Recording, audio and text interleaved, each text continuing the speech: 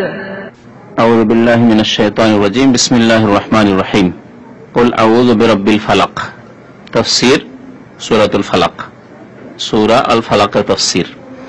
এই সূরার নাম হচ্ছে সূরা আল ফালাক।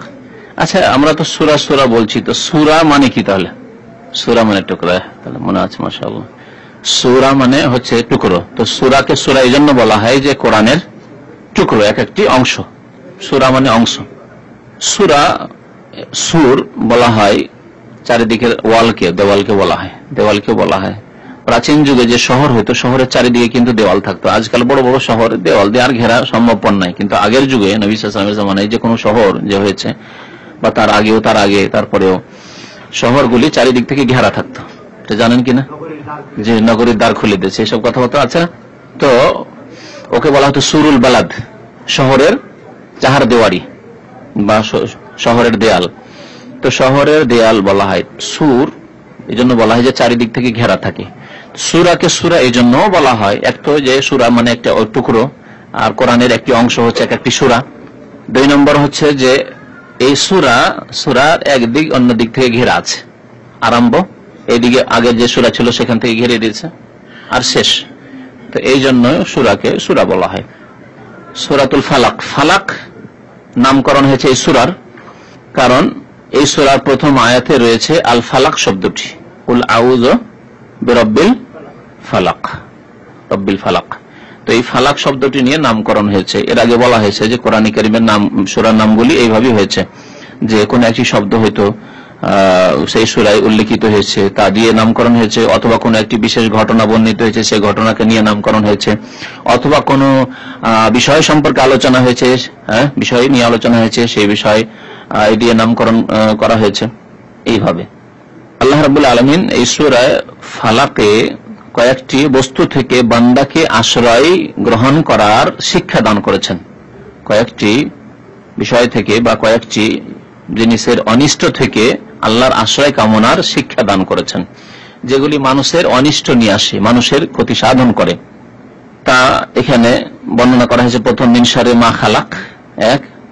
আর দুই নম্বর হচ্ছে ওমিন শাররি গাসিকিন ইযা ওয়াকাব, তিন নম্বর হচ্ছে ওমিন শাররি নাফাসাতি ফিল উকাদ, চার নম্বর হচ্ছে ওমিন শাররি হাসিদিন ইযা হাসাদ। তাহলে চারটি বস্তু থেকে বা চারটি বিষয় থেকে আল্লাহর আশ্রয় গ্রহণ করার শিক্ষা দেওয়া হয়েছে আমাদেরকে। নবী করিম সাল্লাল্লাহু আলাইহি ওয়াসাল্লামকে সম্বোধনের মাধ্যমে আল্লাহ সম্বোধন করেছেন কাকে?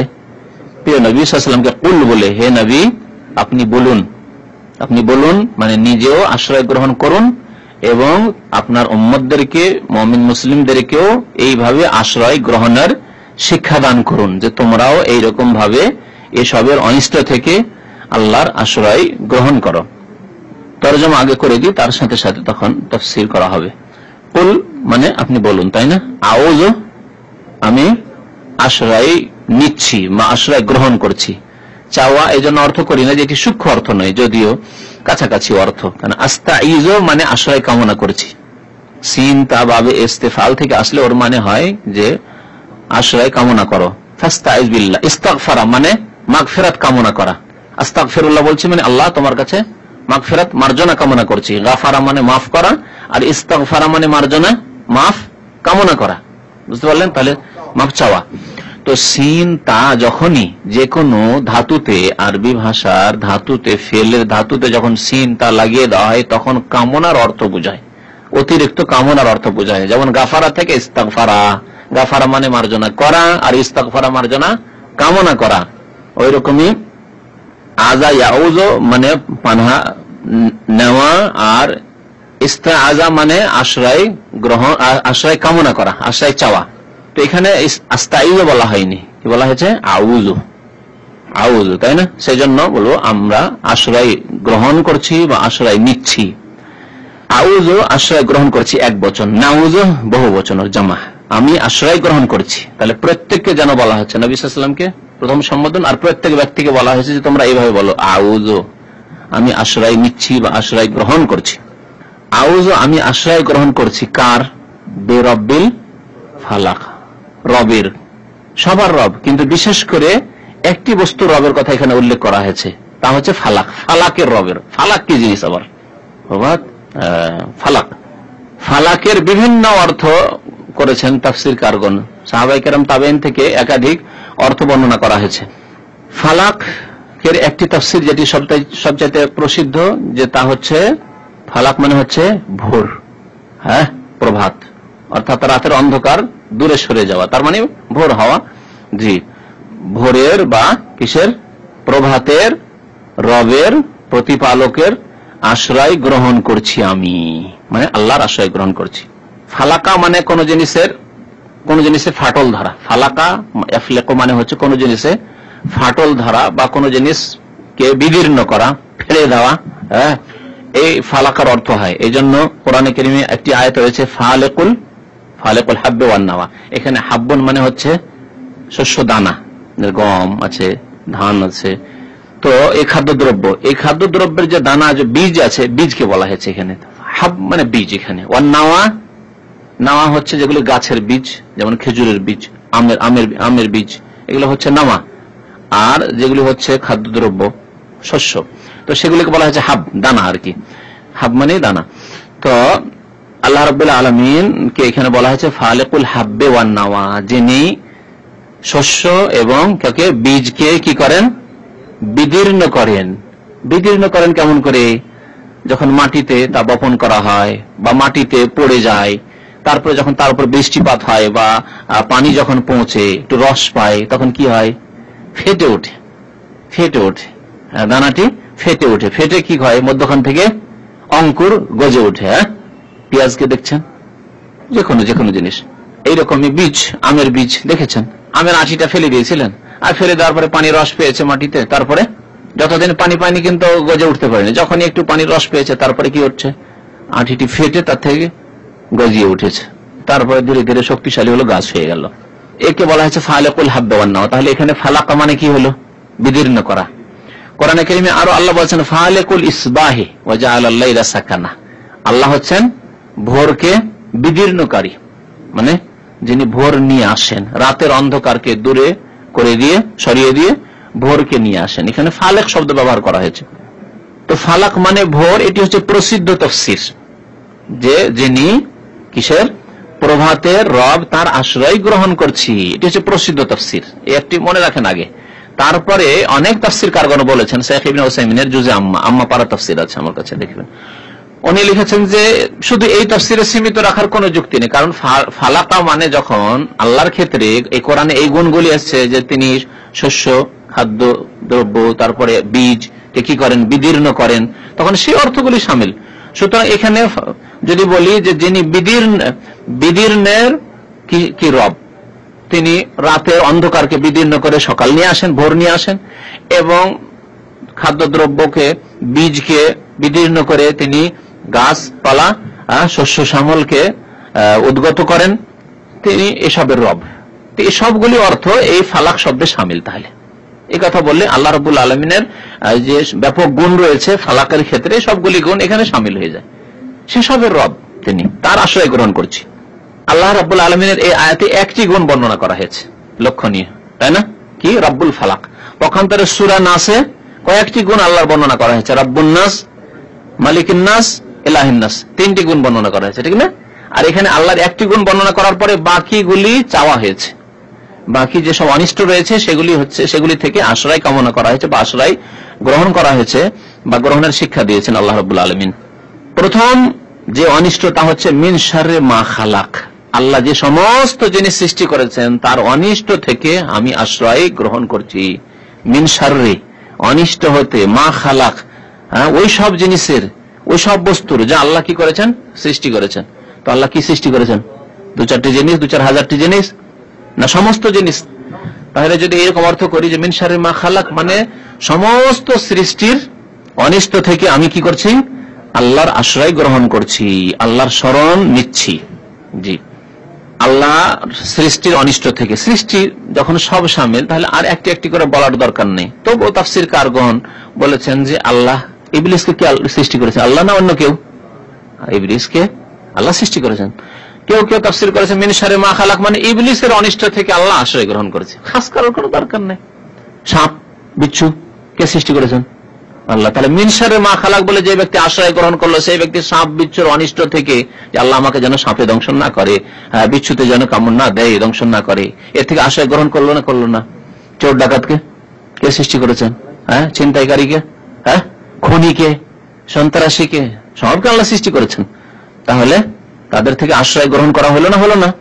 মিন শাররি মা খালাক।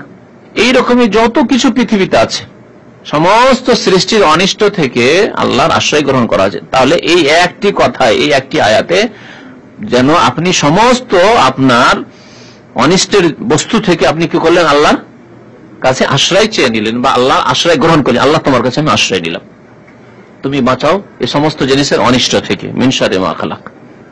এই তাফসীর যত পড়ে যাবেন আপনি, তত একটা একটা করে যদি তাফসীর পড়েন, বিভিন্ন তাফসীরে উল্লেখ করা হয়েছে, কিন্তু এক কথায় সবকে শামিল, সবকে শামিল। যেখানে আপনার ক্ষতির আশঙ্কা আছে তার অনিষ্ট থেকে আপনি কি করছেন? আশ্রয় গ্রহণ করছেন। আপনি রাস্তায় চলতে গিয়ে হয়তো এমন জায়গা আছে, পিচ্ছল জায়গা আছে, যেখানে আপনার পদস্খলন ঘটার ভয় আছে, আছাড়কে পড়ে যাওয়ার ভয় আছে। মিন শাররি মা খালাক। এই যে স্থান, এইরকম স্থান যেখানে পিছলে যাওয়ার, আছাড় খাওয়ার ভয় আছে, তার থেকে আপনি কি করলেন? আশ্রয় গ্রহণ করলেন না করলেন না? আশ্রয় গ্রহণ করলেন। রাতের অনিষ্ট, দিনের অনিষ্ট, আল্লাহ সৃষ্টি হচ্ছে ঝড় তুফান, তাই না? আল্লাহ সৃষ্টি হচ্ছে বৃষ্টি। যদি এসবের অনিষ্ট থাকে তার থেকে আশ্রয় গ্রহণ করা হলো না হলো না? তবে আশ্রয় গ্রহণ করা হলো। আল্লাহর সৃষ্টি আপনার স্ত্রী কিনা? তবে একজন স্ত্রীকে বলে আল্লাহর সৃষ্টি তোমার স্বামী কিনা? তাহলে একজন মহিলার জন্য তার স্বামীর কিছু অনিষ্টের দিক থাকতে পারে, ক্ষতির দিক থাকতে পারে। স্বামী খুব ভালো, আদর করে তখন খুবই ভালো, আর মায়ের দেয় তখন খুবই ভালো, তখন ভালো করে মার দেয় আবার। তাহলে তার অনিষ্ট থেকে যে ব্যক্তি বললো, যে মহিলা বললো কুল আউযু বিরাব্বিল ফালাক মিন শাররি মা খালাক, তার স্বামীর মার দৌড় থেকে আল্লাহর আশ্রয় গ্রহণ করলো। আল্লাহ বাঁচিয়ে রাখো এই বিপদ থেকে, আমার স্বামীর মায়ের খানা খেতে হয়, ঠিক না? স্ত্রীর সবই ভালো, কিন্তু মাঝে মাঝে বাঁকা হয়ে গেলে, বাঁকা হাড্ডি একবারে, যদি বাঁকা হয়ে যায় তো মুশকিল। ঠিক আছে, খুব ইয়ে করে, মানে খুব খাতির করে আর খুব ভালোবাসে মনে হচ্ছে, আর কিন্তু বাঁকা হয়ে গেলে মুশকিল। তার মিন শাররি মা খালাক, তার অনিষ্ট থেকে আপনি আল্লাহর কাছে পানাহ গ্রহণ করলেন বা আশ্রয় গ্রহণ করলেন। এই জন্য নবী করিম সাল্লাল্লাহু আলাইহি ওয়াসাল্লামের সুন্নাত দোয়া হচ্ছে, যখন নতুন বিয়ে শাদী করবেন তার কপালে হাত দেবেন, আর কি বলবেন? আল্লাহুম্মা ইন্নী খায়রাহা ওয়া খায়রা মা ফিহা ওয়া খায়রা জাবালতাহা আলাইহি, আল্লাহ এর মঙ্গল কামনা করছি, ওয়া খায়রা মা ফিহা, আর এই মহিলা, এই স্ত্রীর মধ্যে যে মঙ্গল নিহিত আছে তাও কামনা করছি, আর যে মঙ্গলের উপর, যে কল্যাণের উপর একে সৃষ্টি করেছে, জাবালতা খালাকতা, সৃষ্টি করেছে, এর ফিতরাতে, এর প্রকৃতিতে যে মঙ্গলগুলি, ভালো কাজ, ভালো জিনিসগুলি আছে, সেগুলিও কামনা করছি। ওয়া আউযু বিকা, আল্লাহ তোমার আশ্রয় গ্রহণ করছি, মিন শাররিহা, এর অনিষ্ট থেকে। এর যদি অনিষ্ট থাকে, অনেক মহিলা আছে সবই ভালো আপনার, কিন্তু আপনার বাড়ির সামান্য কথা বললে গিয়ে মাকে বলবে, বোনকে বলবে, ভাইকে বলবে, জানো ওর বোন এরকম, ওর ভাই এরকম, ওর মা এরকম, আপনার খুব খাতির করে, কিন্তু যদি আপনার মায়ের কথা গিয়ে ওর মাকে গিয়ে বলে, খারাপ না? আপনার বাড়ির কথা আপনি চান না যে বাইরে যাক, মান সম্মান আপনার নষ্ট হবে, আপনার বাড়িতে কিছু দোষ ত্রুটি থাকতে পারে, পেটে কথা পচে না, সবই ভালো, পেটে কথা পচাতে পারে না। যেমন কোনো একটা কথা হয়, সকালবেলায় গিয়ে পা প্রতিবেশীর মহিলাদেরকে বলে দেয়, এরকম কিছু মহিলা আছে। তো আউযু বিকা মিন শাররিহা, ওর অনিষ্ট থেকে আমি আশ্রয় কামনা করছি বা আশ্রয় গ্রহণ করছি। আর কি? ওয়া শাররি মা ফিহা, ওর মধ্যে যদি কোনো অনিষ্ট নিহিত থাকে তা থেকে আশ্রয় গ্রহণ করছি। ওয়া শাররি মা জাবালতাহা আলাইহি, আর কোন অনিষ্টের উপর যদি তাকে সৃষ্টি করে থাকো, তার প্রকৃতি কিছু অনিষ্ট থাকে, তা থেকে আশ্রয় গ্রহণ করছি। জি, তাহলে মিন শাররি মা খালাক যখন বললেন, দুনিয়ার সমস্ত জিনিসের অনিষ্ট থেকে আপনি কি করলেন? আশ্রয় গ্রহণ করলেন। এইরকমই যেখানে আপনি চাকরির ক্ষেত্রে চাকরি করছেন, আপনার কফিলের কিছু অনিষ্ট আছে, তার থেকে আশ্রয় গ্রহণ করলেন। আপনার গাড়ির অনিষ্ট আছে, হঠাৎ করে গাড়ি অ্যাক্সিডেন্ট, গাড়ি ব্রেক ফেল করলো, এগুলি হচ্ছে অনিষ্ট। তাহলে মিন শাররি মা খালাক যখন বললেন, তাহলে এসব থেকে আপনি কি করলেন?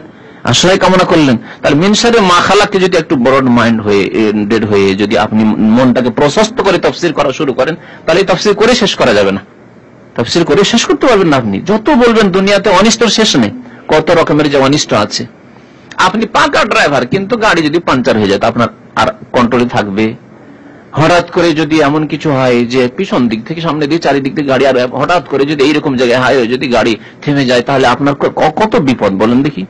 হ্যাঁ, আপনি পাকা ড্রাইভার হয়ে কিছু করতে পারছেন না, আপনি আপনার চালাকি চতুরতা কোনো কাজে আসবে না তখন। তো কথা হচ্ছে, এসবের অনিষ্ট থেকে আপনি আল্লাহর আশ্রয় গ্রহণ করলেন যেন। এইভাবে কোরআনে কারীমের আয়াতকে বোঝার চেষ্টা করবেন। মিন শাররি মা খালাক, আল্লাহ যা কিছু তুমি সৃষ্টি করেছো তার অনিষ্ট থেকে আমি আনা চাই। এমনকি শাইখ ইবনে ওয়াসিম রাহমাতুল্লাহ আলাইহি বলছেন যে এমনকি নিজের নফসের অনিষ্ট থেকে, নিজের অনিষ্ট আছে, মাঝে মাঝে মন শয়তানের দিকে চলে যায়। ভালো ভালো আচ্ছা নামাজ টামাজ পড়ছেন, দিন শিখছেন, ইসলাম সেন্টারে বসছেন, মাঝে মাঝে মনটা চলে যায় ফিল্ম দেখার দিকে, মনটা চলে যায় আর খারাপ কাজের দিকে মনটা চলে যায়, শয়তানি কাজের দিকে, তাস খেলার দিকে, থাইল্যান্ডের লটারির দিকে। এটি হচ্ছে নিজের নফসের অনিষ্ট। এই নিজের নফসের অনিষ্ট থেকে আশ্রয় গ্রহণ শেখানো হয়েছে খুতবায়ে মাসনুনাতে, খুতবাতুল হাজা। হ্যাঁ, আলহামদুলিল্লাহ নাহমাদুহু ওয়া নাস্তাঈনুহু ওয়া নাস্তাগফিরু ওয়া নাউযু বিল্লাহি মিন শুরুরি আনফুসিনা। বুঝার চেষ্টা করুন, দেখেন কি বলছেন, ওয়া নাউযু বিল্লাহ, প্রথম আশ্রয় গ্রহণ করছেন নাউযু বিল্লাহ, আল্লাহর আশ্রয় গ্রহণ করছি। কি থেকে? অন্য থেকে নয়, অন্যের অনিষ্ট থেকে। মিন শুরুরি আনফুসিনা, আমাদের মনের অনিষ্ট থেকে, আমাদের ব্যক্তির অনিষ্ট থেকে, নিজের অনিষ্ট থেকে। তাহলে নিজেরও অনিষ্ট আছে। সারা জীবন ভালো কাজ করতে করতে করতে হঠাৎ করে মন এমন বাঁকা হয়ে গেল যে গোমরা হয়ে গেলেন। আল্লাহু আকবার। মিন শুরুরি আনফুসিনা, তাই মিন শাররি মা খালাক, আপনাকে আল্লাহ সৃষ্টি করেছেন, আপনার নফসকে আল্লাহ সৃষ্টি করেছেন, আপনার আত্মাকে আল্লাহ সৃষ্টি করেছেন। তাহলে মিন শাররি মা খালাক যখন বলেন, তাহলে নিজের নফসের যদি অনিষ্ট থাকে, যে নিজের ক্ষতি করলেন, নিজের পায়ে কোড়াল মারলেন, এটা থেকে আল্লাহর আশ্রয় গ্রহণ করা হলো, মিন শাররি মা খালাক। এইভাবে তাফসীরের কিতাবাদি যে একটা করে পড়ে শোনাই, তো এরকম বহু দৃষ্টান্ত এই মিন শাররি মা খালাকের রয়েছে, এর উপেক্ষান্ত করেছে। এর মধ্যে বাকি যে বিষয়বস্তুগুলি থেকে আশ্রয় গ্রহণ করা আছে সেগুলি এর মধ্যে সামিল। তাহলে মিন শাররি মা খালাকের মধ্যে সমস্ত অনিষ্ট চলে আসলো। আর তার মধ্যে কয়েকটি যেহেতু খুব মারাত্মক আছে, সেগুলি আল্লাহ উল্লেখ করে বিশেষ করে আশ্রয় আল্লাহর গ্রহণ করার শিক্ষা দিয়েছেন। ওয়া মিন শাররি গাসিকিন ইযা ওয়াকাব। আর রাতের, গাসিক মানে একটি তাফসীর বলছি, কয়েকটি তাফসীর বলো। গাসিকের একটি তাফসীর হচ্ছে প্রসিদ্ধ তাফসীর লাইল। গাসাকা মানে অন্ধকারাচ্ছন্ন হয়ে যায়, সেই জন্য গাসিকের তাফসীর করা হয়েছে রাত বলে। তো রাতের অনিষ্ট থেকে এজা ওয়াকাব মানে এজা দাখাল, যখন তা আগমন করে, অথবা ওয়াকাবা মানে যখন অন্ধকারাচ্ছন্ন হয়ে যায়, রাত যখন অন্ধকারাচ্ছন্ন হয়ে যায়। ওয়াকাবা মানে কি অন্ধকারাচ্ছন্নর অর্থ করেছে, কিন্তু ওয়াকাবা মানে দাখালাও হয়। তো রাত আগমন করলে অন্ধকারাচ্ছন্ন হয়। যদি এইরকম অনুবাদ দেখেন দুই রকম, তো ভাববেন না যে কোনটা ভুল আছে, সবটি ঠিক আছে, কারণ তাফসীর কারগর ওয়াকাবার অর্থ এইরকম করে করেছেন। তাহলে রাতের অনিষ্ট থেকে আল্লাহ আশ্রয় গ্রহণ করছি এজা ওয়াকাব, যখন তা কি করে, আগমন করে, অথবা যখন তা কি হয়ে যায়, অন্ধকারাচ্ছন্ন হয়ে যায়, রাত অন্ধকার হয়ে গেল। রাতের অনিষ্ট আবার কি আছে, এই কথা যদি বুঝার চেষ্টা করেন, হ্যাঁ, মানব জীবনে অধিকাংশ অনিষ্ট রাতে হয়। অধিকাংশ বিপদ আপদ রাতের অন্ধকারে আসে। দিনে বিপদ আপদ খুব কম আসে, রাতে বিপদ আপদ বেশি। চোর ডাকাতের বিপদ রাত্রে, তাই না? যে খুন করে সেও চান্স নেওয়ার চেষ্টা করে রাতে খুন করার জন্য। যে আপনার ক্ষতি করবে সে ক্ষতি করার জন্য ও রাতেই কাজ করে, হয়তো বিভিন্ন রকমের ক্ষতির জন্য। জি জি, রাতের ক্ষেত্রে এমনকি নিজের শরীর আনফুসে না, নিজে যে পাপে লিপ্ত হয়, বেশিরভাগ মানুষ পাপে লিপ্ত হয় রাতের অন্ধকারে। রাতের অন্ধকারে পাপে লিপ্ত হয়, জেনার পাপে লিপ্ত হয় রাতের অন্ধকারে, যারা ফিল্ম দেখে, ব্লু ফিল্ম দেখে রাতের অন্ধকারে, যারা জুয়া খেলে তারা রাতের অন্ধকারে, যারা সারা মদ পান করে তারা বেশিরভাগ রাতের অন্ধকারে। কেন, দিনে যদি ইসলামিক প্রশাসন থাকে তাহলে তার ভয় আছে, কিন্তু রাতে অনেক সময় ঘুমিয়ে আছে। মিন শাররি ওয়া মিন শাররি গাসিকিন ইযা ওয়াকাব। এই জন্য রাতের অনিষ্ট থেকে আল্লাহ আশ্রয় গ্রহণের তালিম শিক্ষা দিয়েছেন, যে বান্দা তোমরা তোমাদের অধিকাংশ অনিষ্টগুলি এসে থাকে, বিপদ আপদ এসে থাকে, বালা মুসিবত এসে থাকে রাতে, সুতরাং রাতের অনিষ্ট থেকে আমার আশ্রয় গ্রহণ করো। ওয়া মিন শাররি গাসিকিন ইযা ওয়াকাব, একই তাফসীর। দ্বিতীয় তাফসীর কেউ বলেছেন গাসিক হচ্ছে আল কমার, গাসিকের তাফসীর হচ্ছে চন্দ্র। তাহলে তরজমা কি হবে? ওয়া মিন শাররি গাসিক, চন্দ্রের অনিষ্ট থেকে, ইযা ওয়াকাব যখন তা উদিত হয়, চন্দ্র যখন আকাশে দেখা যায় তার অনিষ্ট থেকে আমি আশ্রয় গ্রহণ করছি। এই তাফসীর করা হয়েছে একটি হাদিসের ভিত্তিতে। নবী করিম সাল্লাল্লাহু আলাইহি ওয়াসাল্লাম একবার মা আয়েশা রাদিয়াল্লাহু তাআলা আনহাকে চন্দ্র দেখার পরে বললেন যে এই চন্দ্র দেখো, আর দেখার পরে বলো আউযু মিন শাররি হাযাল গাসিক, বলো ওকুলি, বলো আউযু মিন শাররি হাযাল গাসিক। এখান থেকে তাফসীর কারগণ কেউ বলেছেন যে গাসিকের তাফসীর হচ্ছে চাঁদ, কিন্তু চাঁদের সাথে খাস করার কোনো দরকার নেই। যদি রাত রাখি তাহলে রাতের মধ্যে চন্দ্র যেহেতু রাতে দেখা যায় তাও শামিল হয়ে যাবে, রাতও শামিল, রাতের সমস্ত অনিষ্ট শামিল হয়ে যাবে।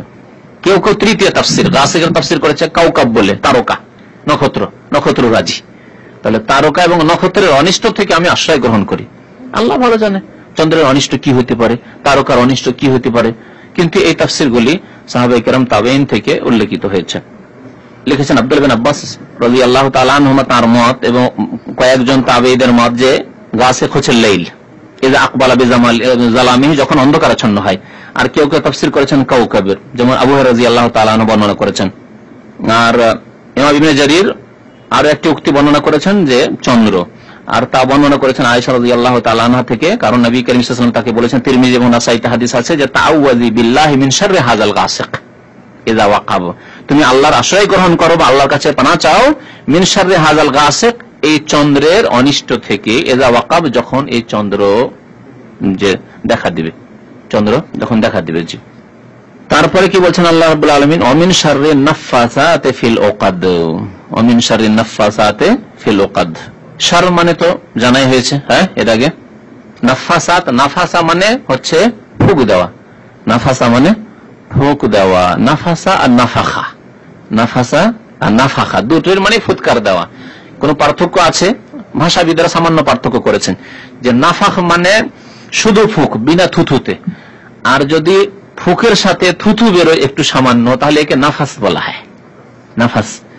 আউযু বিল্লাহিস সামিল আলিম মিনাশ শাইতানির রাজিম মিন হামজিহি ওয়া নাফখিহি ওয়া নাফাসিহি, আছে না, নাফাখ আর নাফাস, তো দুটোর মানে ফুৎকার, কিন্তু নাফাখ ফুঁক দিলেন, থুথু বেরোলো না, এটা হচ্ছে নাফাখ। আর নাফাস, যে অনেক সময় ঝাড়ফুঁক দম করতে গিয়ে নবী সাল্লাল্লাহু আলাইহি ওয়াসাল্লাম দম করলে এরকম একটু সামান্য থুথু আসতো, কারণ কোরআন তেলাওয়াত হচ্ছে, তার বরকত ওই থুথুর সাথে আসবে, সুতরাং ফুকের সাথে ফুঁক দিলেন, কিন্তু তার সাথে সামান্য থুথু আসলো, এটা হচ্ছে নাফাস।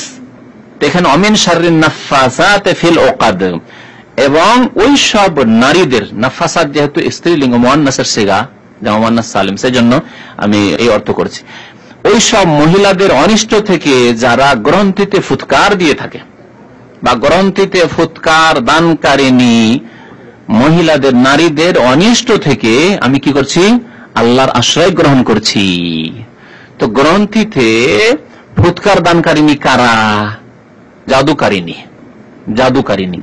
তো এখানে জাদুকারিনী কেন বলা হইলো? শুধু মহিলাদের উপরে কেন চাপিয়ে দেওয়া হইলো? পুরুষরা জাদু করে না? জি, প্রাচীন যুগ থেকে জাদুর কারবারটা মহিলাদের মধ্যে বেশি। এই জাদুর কাজ কারবার, জাদু করা, জাদু কাউকে দিয়ে করা বা নিজে করা, এগুলি মহিলারাই বেশি করে, যার ফলে বিশেষ করে মহিলাদের কথা আল্লাহ রাব্বুল উল্লেখ করেছেন যে জাদুকারিনী মহিলাদের অনিষ্ট থেকে যারা গ্রন্থিতে ফুৎকারের মাধ্যমে জাদু করে। গ্রন্থিতে ফুৎকার দানকারিনী বলে জাদুকারিনীদেরকে আখ্যায়িত এই জন্য করা হয়েছে যে সাধারণত যারা জাদু করে তারা ফুৎকার দেয়, এক তাদের আমল, একটি আমল, আরেকটি তারা গিরা লাগায়, গ্রন্থি লাগায়, আর গিরার সাথে সাথে গিরাতে ফুঁক দেয়। একটা গিরা লাগালো, ফুঁক দিল, জাদু করলো, আর একটা গিরা লাগালো আর ফুঁক দিল। জি, এইভাবে যেহেতু বেশিরভাগ জাদু হয়ে থাকে, যার কারণে নাফাসাতে ফিল উকাদ বলে জাদুকারিনীদেরকে বা জাদুকারীদেরকে আল্লাহ আখ্যায়িত করেছেন, অমিন শাররিন নাফাসাতে ফিল উকাদ। নবী করিম সাল্লাল্লাহু আলাইহি ওয়াসাল্লামকে যে জাদু করেছিল ইহুদিরা, লাবিদ ইবনে আসম ইহুদি, তাতেও কি লাগিয়েছিল? গ্রন্থি লাগিয়েছিল নবী সাল্লাল্লাহু আলাইহি ওয়াসাল্লামের চুল মোবারক নিয়ে, এবং তাতে ফুৎকার দিয়েছিল।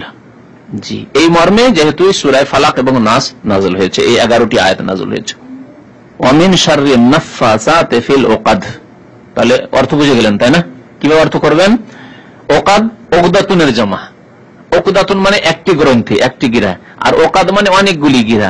তো গ্রন্থি সমূহে ফুৎকার দানকারিনী নারীদের অনিষ্ট হতে আমি কি করছি? আশ্রয় গ্রহণ করছি, আল্লাহর আশ্রয় গ্রহণ করছি। তাহলে জাদুকারিনীদের অনিষ্ট থেকে আশ্রয় গ্রহণ করা হলো, জাদুকারী পুরুষদের অনিষ্ট থেকে আশ্রয় গ্রহণ করা হলো না, তাহলে তাদের অন্তর্ভুক্ত। কিন্তু অধিকাংশ যেহেতু মহিলাদের দ্বারা জাদু হয়, সেজন্য তাদের কথা বিশেষ করে উল্লেখ করা হয়েছে। যেমন আল্লাহ রাব্বুল আলামিন জেনার ক্ষেত্রে মহিলাদের কথা আগে উল্লেখ করেছেন, আয-যানিয়াতু ওয়াজ-যানি, কারণ বেশিরভাগ জেনা, ব্যভিচারের ক্ষেত্রে মহিলাদের হাত বেশি থাকে। মহিলা যদি শক্ত হয় তাহলে জেনা সাধারণত হইতে পারে না, এই জন্য আল্লাহ আয-যানিয়াতু ওয়াজ-যানি। চুরির ক্ষেত্রে আল্লাহ রাব্বুল আবার বলেছেন ওয়াস-সারিকু ওয়াস-সারিকা, তো আগে চোর পুরুষের কথা বলেছেন, পরে চোরনি মহিলার কথা বলেছেন, মহিলা চোরের কথা পরে বলেছেন, কারণ চুরির এই পেশা, বদ পেশা বেশিরভাগ পুরুষ দ্বারা হয়, মহিলা চোর খুব কম, ঠিক আছে? এই জন্য তো এখানে আল্লাহ রাব্বুল আলামিন এই জন্য মহিলাদের কথা উল্লেখ করেছেন।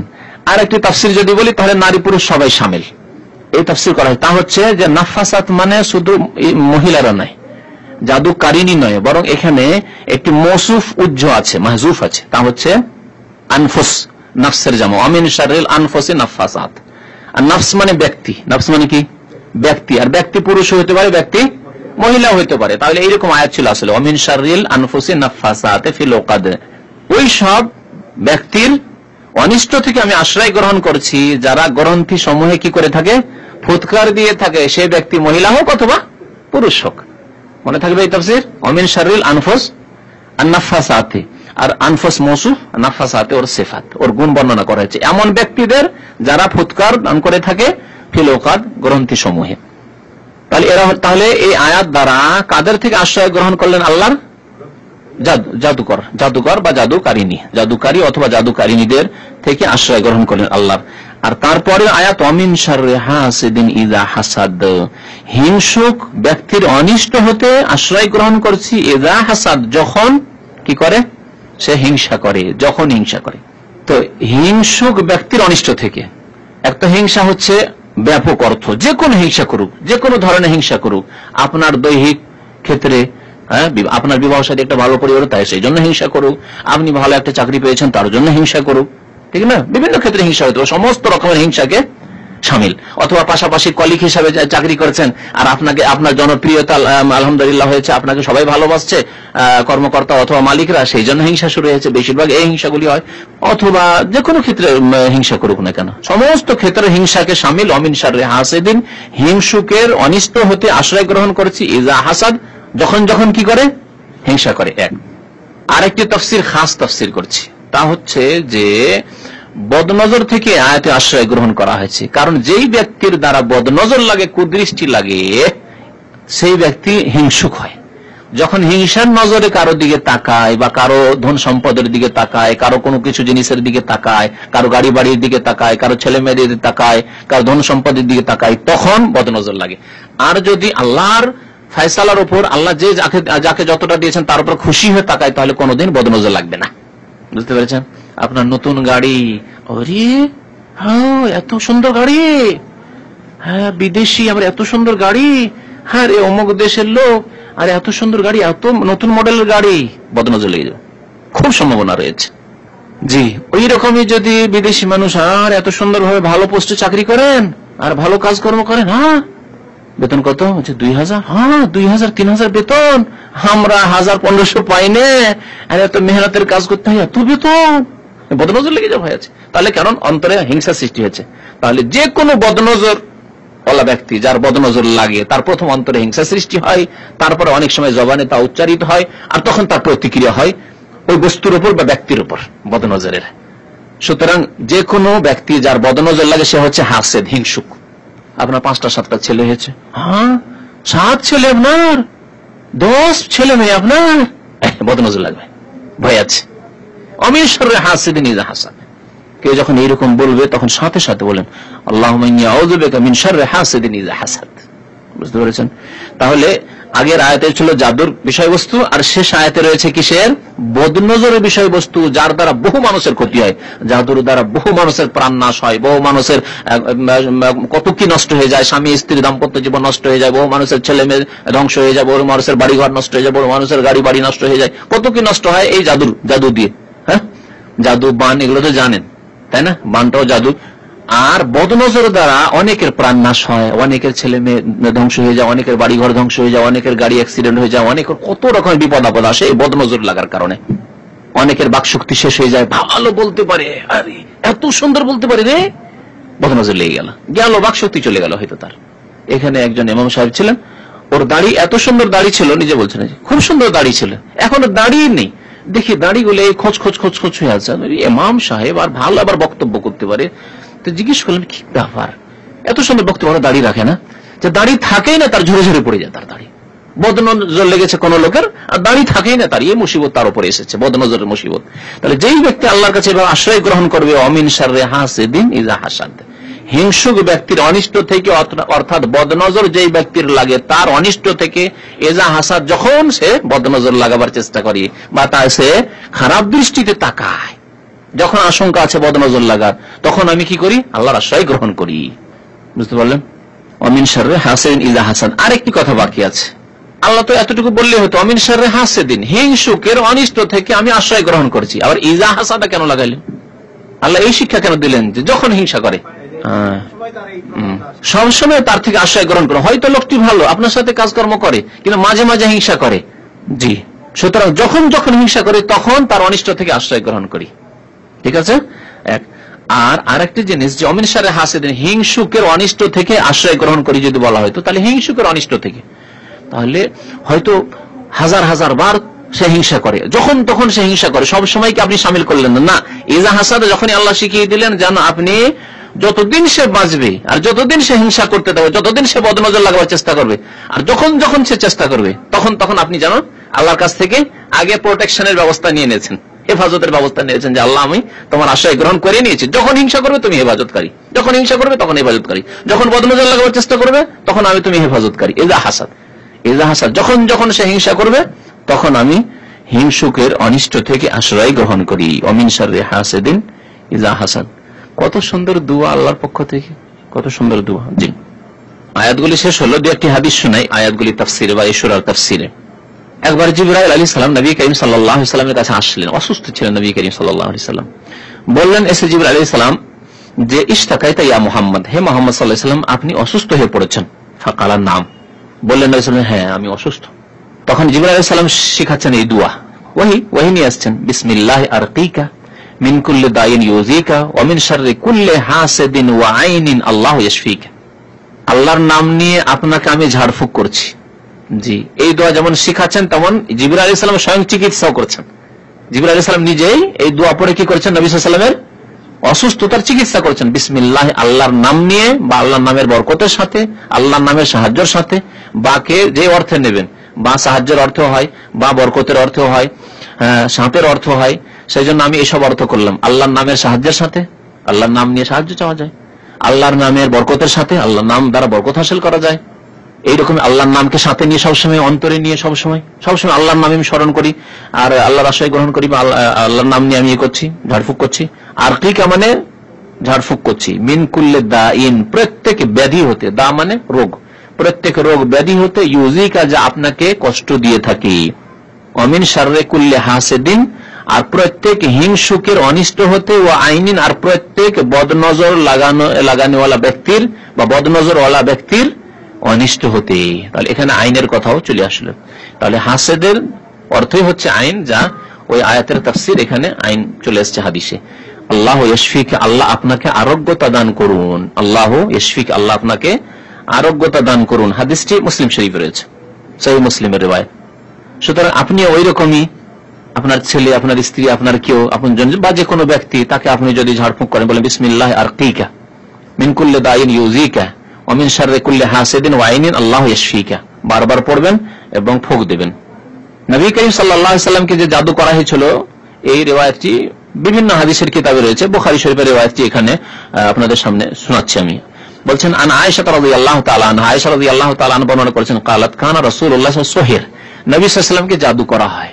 তাহলে জাদু এমন এক জিনিস যে আম্বিয়া এবং রাসূলগণও বাঁচতে পারেননি, কিন্তু আল্লাহ তার আরোগ্যতার জন্য চিকিৎসা নাযিল করেছেন। তখন তিনি আরোগ্যতা লাভ করেছেন দীর্ঘ 6 মাস পরে। 6 মাস পর্যন্ত জাদুর প্রতিক্রিয়া ছিল নবী করিম সাল্লাল্লাহু আলাইহি ওয়াসাল্লামের উপর।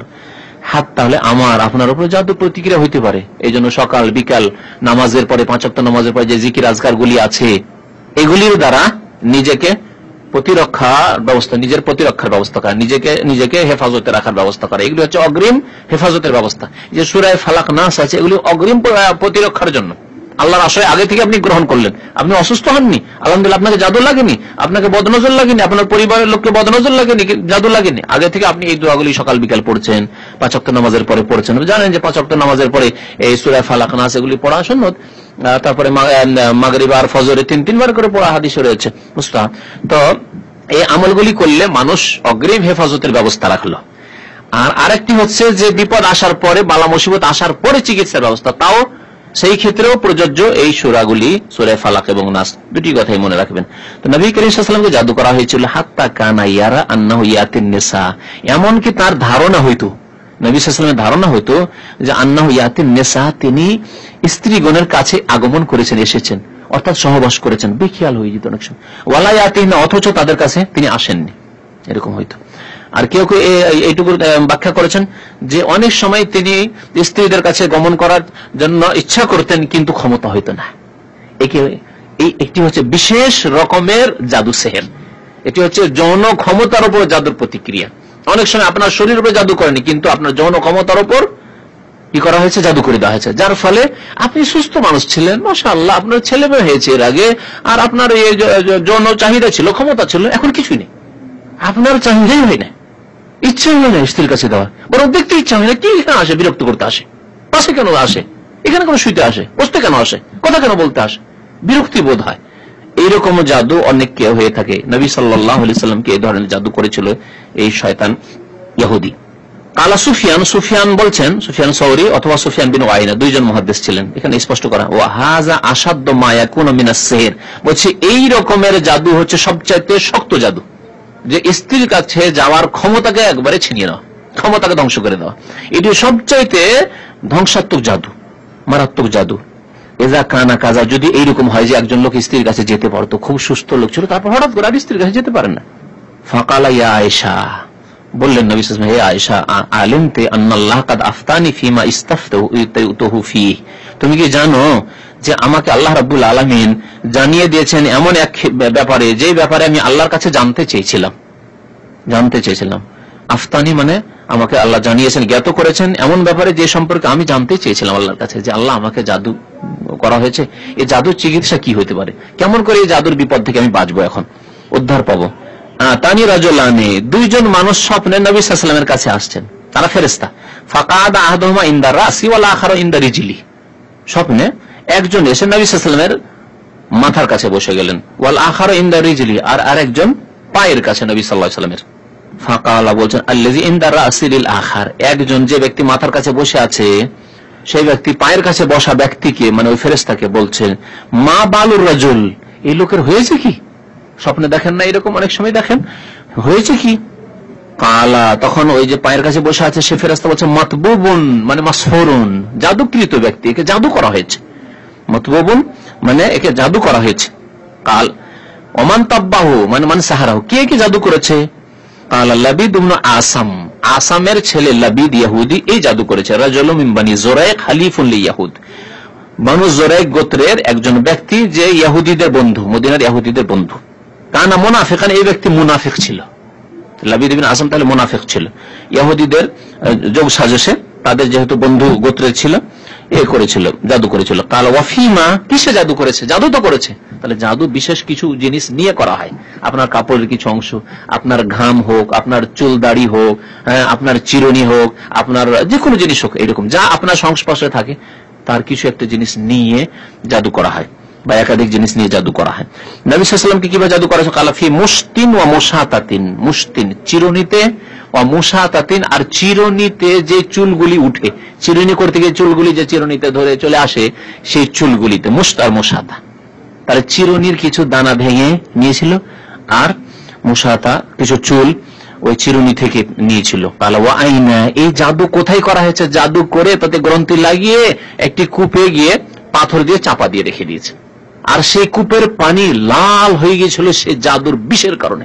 এত জাদু করা হয়েছিল, ওলামারা বলেছেন হাদিসের এই ভাষ্যে, যে যদি আল্লাহ রসুল ছাড়া অন্য কাউকে জাদু হতো তো সাথে সাথে, উটকে যদি জাদু করা হতো সাথে সাথে সে উট মরে যেত, এমন শক্ত জাদু করা হয়েছিল নবী সাল্লাল্লাহু আলাইহি ওয়াসাল্লামের উপর। কিন্তু যেহেতু আল্লাহ নবীকে বাঁচাবেন এবং নবীর দ্বারা দিনকে কমপ্লিট করে নেবেন, দিনকে কামেল করে নেবেন, সেই জন্য আল্লাহ রাব্বুল আলামিন জাদুর প্রতিক্রিয়া হতে দেননি। তার উপর প্রতিক্রিয়া হয়েছিল, কিন্তু এমন হয়নি যে তিনি একবারে শেষ হয়ে যাবেন, এমনটা করতে পারেনি তারা। এইরকমই ওই যে বিষ মাখানো পায়া খাওয়িয়ে দিয়েছিল ইহুদিরা, এগুলো সব ইহুদিদের সাজেশ ছিল, জি, ষড়যন্ত্র ছিল নবী সাল্লাল্লাহু আলাইহি ওয়াসাল্লামকে হত্যা করার জন্য।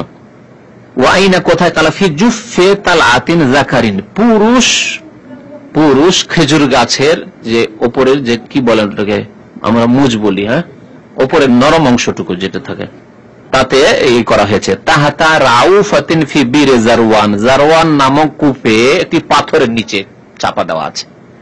তাহলে ছিল তাতে কিছু চুল নবী সাল্লাল্লাহু আলাইহি ওয়াসাল্লামের, আর ছিল ওই চিরুনির দানা, আর ছিল কি খেজুর গাছের ওপরের ডগাটা, আর এটা চাপা দেওয়া হয়েছিল কোথায়? বীরে জারওয়ান, জারওয়ান নামক কুয়ায়, পাথরের নিচে। কালা ফাআতাল বীরা, নবী সাল্লাল্লাহু আলাইহি ওয়াসাল্লাম, মা আয়েশা রাদিয়াল্লাহু আনহা বলেন, নবী সাল্লাল্লাহু আলাইহি ওয়াসাল্লাম যখন জানতে পারলেন এই স্বপ্নের যোগে ওহী, নবী সাল্লাল্লাহু আলাইহি ওয়াসাল্লামের স্বপ্ন ওহী কিনা? জি, স্বপ্ন আম্বিয়াদের ওহী, অন্য কারো স্বপ্ন ভিত্তিহীন। যে এটি শরীয়তের দলিল তো নয়, কিন্তু অনেক সময় আল্লাহর পক্ষ থেকে স্বপ্ন হলে তার ভালো বিবরণ হতে পারে, ভালো বিবরণ হতে পারে, কিন্তু অন্যের জন্য শরীয়ত হিসাবে প্রযোজ্য নয় যে আমি এরকম স্বপ্ন দেখেছি যে অমুক জায়গায় আল্লাহ ওই শুয়ে আছেন, সুতরাং ওই কবরটাকে এখন পাকা করতে হবে, অথবা এইভাবে তবলিগ করতে যেতে হবে, ওইভাবে ইসলামের প্রচার করতে যেতে হবে, ওইভাবে এগুলি স্বপ্নের দ্বারা কোনো শরীয়তের কিছু বিধান নেওয়া যাবে না। ব্যক্তি জীবনের ক্ষেত্রে কোনো স্বপ্ন দেখলে সে সিদ্ধান্ত নিতে পারে যদি অভিজ্ঞ মানুষকে দিয়ে সেই স্বপ্নের বিবরণ তাবির জানা হয় তাহলে। আর অনেক সময় তাবির করতে গিয়ে অভিজ্ঞ মানুষও ভুল করে দিতে পারে, অনেক সময় স্বপ্নের তাবির করতে গিয়ে ভুল করে দিতে পারে। জি। ফাআতাল বিরা, নবী সাল্লাল্লাহু আলাইহি ওয়াসাল্লাম সেই কূপের কাছে গেলেন, হাত্তা ইস্তাখরাজাহু, তারপরে কূপ থেকে বের করালেন। সাহাবায়ে কেরামদেরকে নামতে বললেন, কূপ থেকে পাথরের নিচে থেকে বের করা হলো। কালা হাযাল বির আল্লাতী উরিতুহা, হাযিহিল বির আল্লাতী উরিতুহা, এই কূপের কথাই বলছি, এই কূপ আমাকে স্বপ্নে দেখানো হয়েছে যে ওই কূপে যাও। কূপটি দেখানো হয়েছে নবী করিম সাল্লাল্লাহু আলাইহি ওয়াসাল্লামকে স্বপ্নে। ওয়া কাআন্না মাহা নুকাতুল হিন্না, আর তার পানি কেমন হয়েছিল এই জাদুর বিষের কারণে, নোকাতুল হেন্না, হেন্না মানে মেহেন্দি, মেহেন্দি, মেহেন্দি যদি পানিতে, যদি মেহেন্দিকে পিষে পানিতে দেন তো কেমন রং হবে, মেহেন্দির মতো লাল রং হয়ে গেছিল, মেহেন্দির যে রং সেই রঙের মতো হয়ে গেছিল পানি সেখানকার। ওয়া কাআন্না নাখলাহা রউসুশ শায়াতিন, আর ওই কূপের আশেপাশে যে খেজুর গাছগুলি ছিল সেই গাছগুলি সম্পর্কে নবী সাল্লাল্লাহু আলাইহি ওয়াসাল্লাম বলছেন যে সেখানকার খেজুর গাছ হচ্ছে, মনে হচ্ছে যে শয়তানের মাথা, মানে ভয়ঙ্কর। কান্নাহা রউসুশ শায়াতিন কোরআনে কারিমে একটি আয়াতে আছে, কি জন্য বলা হয়েছে, ভয়ঙ্কর, ভয়ঙ্করের ক্ষেত্রে তুলনা করার জন্য বা উদাহরণ দেওয়ার জন্য। তো ওই খেজুর গাছগুলি দেখে এত ভয়ঙ্কর মনে হচ্ছে যে কান্না নাখলাহা রউসুশ শায়াতিন, শয়তানের মাথা। যেন ভয়ঙ্কর বস্তুকে আমরা এরকম করে ব্যক্ত করি না, বিভিন্ন জিনিস যদি খুব ভয়ঙ্কর হয় তো এমন কিছু ভয়ঙ্কর জিনিস রয়েছে যেগুলি সবাই জানে যেগুলি ভয়ঙ্কর, তার সাথে আমরা তুলনা করে থাকি। এখানেও এরকম ভাবে তুলনা করা হয়েছে শয়তানের মাথার সাথে সেখানকার খেজুর গাছগুলি কি এত ভয়ঙ্কর, মানে ওইখানে যে জাদু করা হয়েছে আর আশেপাশে এমন যেতেই ভয় লাগছে। যেমন আমাদের দেশে হিন্দুরা যেখানে জ্বালায় সেখানে যেতে খুব ভয় লাগে, ভয় লাগে। জি, কেন শয়তানের আড্ডা ওখানে। কাল ফাস্তাখরাজা, তারপরে বের করা হলো। কালাত ফাকুলতু, আমি বললাম আফালা তানাশশারতা, ফাকাল আমা ওয়াল্লাহি ফাকাদ শাফানি ওয়া আকরাহু আন উসিরা আলা আহাদিন মিনান নাসি শাররান। আফালা তানাশশারতা, আপনি এর চিকিৎসা সম্পর্কে যে চিকিৎসা করলেন, এই নাশার মানে এটাকে প্রসারিত করে দেওয়া, সবকে জানিয়ে দেওয়া, অমুক ব্যক্তি এরকম করেছে এই সম্পর্কে জানিয়ে দিয়ে তাদের পানিশমেন্ট করা, বা এই জাদুর প্রতিশোধ নেওয়া। আসলে প্রতিশোধ নিলেন না কেন? প্রতিশোধ নিতে হয়তো, মানে পেশাস নিতে হয়তো, আর ছিল মুনাফিকসে। ফাকাল আম্মাল্লাহ ফাকাদ শাফানি, আল্লাহ আমাকে আরোগ্যতা দান করে দিয়েছেন, আমি সুস্থ হয়ে গেছি। ওয়া আকরাহু, আমি অপছন্দ করি, আন উসিরা আলা আহাদিন মিনান নাসি শাররান, মানুষের মধ্যে আমি অনিষ্টকে আমি কি করব, বাড়াবো, বৃদ্ধি করব, এটা আমি পছন্দ করি না। এখন যদি একটা মুনাফিক ছিল, মুনাফিককে যদি হত্যা করা হয় তাহলে লোকেরা সমালোচনার সুযোগ পাবে যে মুহাম্মদ সাল্লাল্লাহু আলাইহি ওয়াসাল্লাম কি করছেন, নিজের দলেরদেরকে, সাথীদেরকে হত্যা করছেন।